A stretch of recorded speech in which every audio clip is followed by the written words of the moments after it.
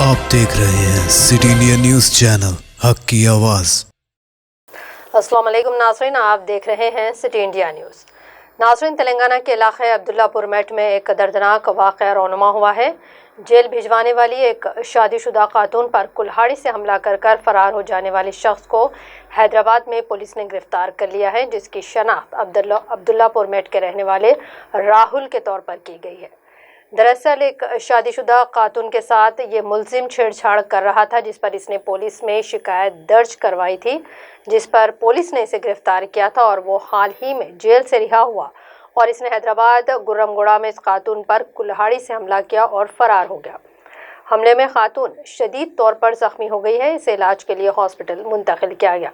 police نے ملزم کی تلاش کے لیے 4 ٹیمیں تشکیل دی تھی اور آج اسے گرفتار کرنے میں پولیس کو کامیابی حاصل